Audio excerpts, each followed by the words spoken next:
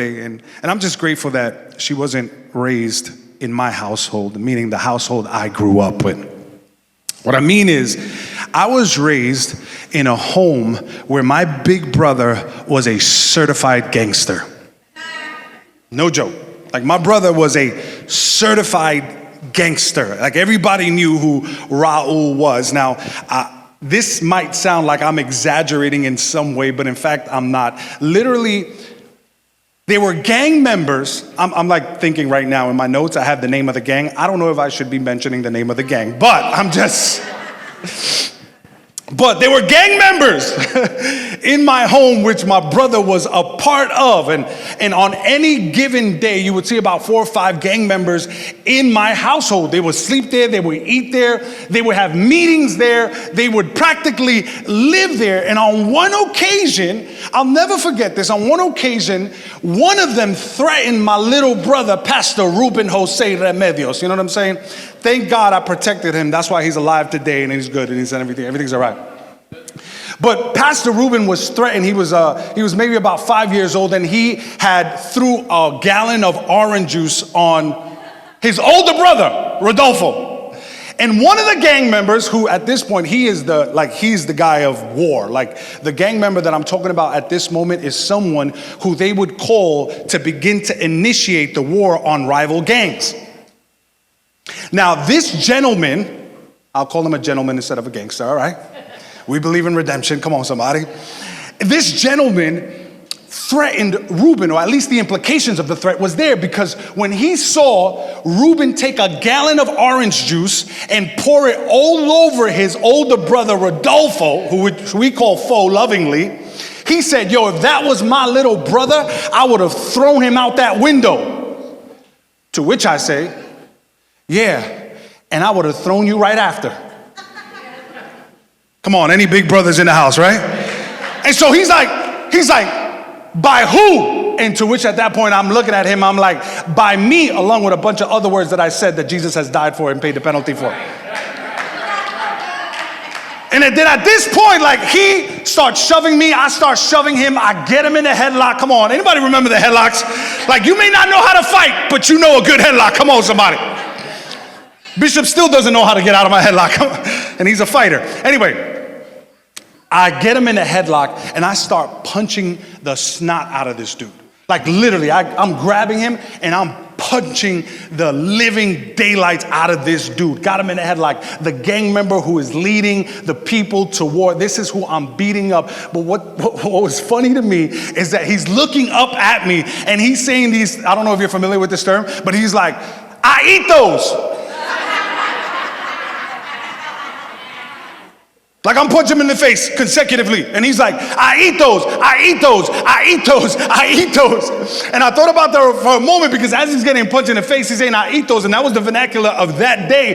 But the vernacular we would have used now would have been something like, I'm built different. He would have said, yo, I'm built different, which has the same implication, which is like, yeah, no matter what you throw my way, no matter what you hit me with, no matter how many times you punch me, guess what?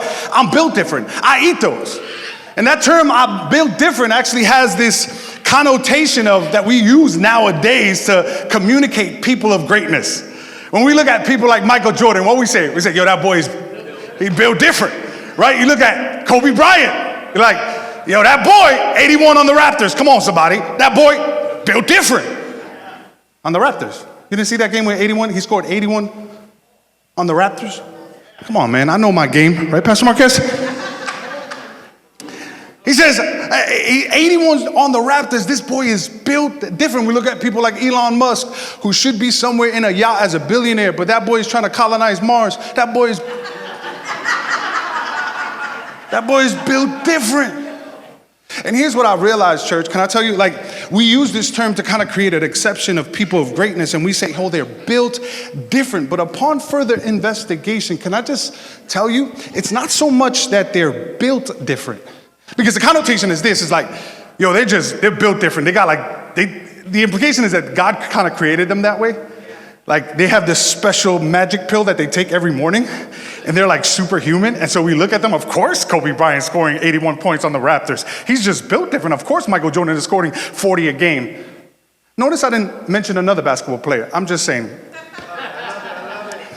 Amen? Can I get an amen for that? Someone? We're going to divide the room right now. Okay, notice 40 points in a game, of course, because he's built different. But what I really discovered is not so much, listen to me, it's not so much that he's built different. It's not so much that he's taken this magic pill. It's not so much that he just woke up with greatness. No, it's not that he is built different. Here it is that he chose to build differently. Catch this. What we call built different is actually a life that was intentional to build differently. And what I mean is that though we may see Michael Jordan the 40 points a game, and though we may see him score 24,000 shots in the span of 15 seasons, upon further investigation, what we celebrate as an amazing resume and as greatness of 24,000 shots, 24.6 to be exact, it's really a person that would take 1,000 practice shows a day. Now imagine that in the span of 15 seasons, that's 1.2 million shots that Michael Jordan took. It wasn't so much that he was built different, it's that he chose to build differently. He chose to build a mindset differently. He chose to build his discipline differently. He chose to live a life that is built differently. Now we can't speak about anybody in the Bible when we think about greatness, when we think about success, when we think about accolades, when we think about resume, and we cannot mention the Apostle Paul. I mean, the Apostle Paul, he's the Michael Jordan of the apostles. Anybody agree? Like that boy, like you look at his life, seriously, that boy was built different. You look at the Apostle Paul, this guy, listen to me. He was beaten 3 times with sticks, 39 lashes, was whipped. He was also beaten so bad with rocks that he was left for dead at the outside of the city, and he still got up, and he still wrote 75% of the New Testament, and he still healed the sick, resurrected the dead, opened the eyes of the blind. This guy was built different. He was built different. But then you have it again, upon further investigation, it's not so much that he was built different, it's that the Apostle Paul chose to build differently.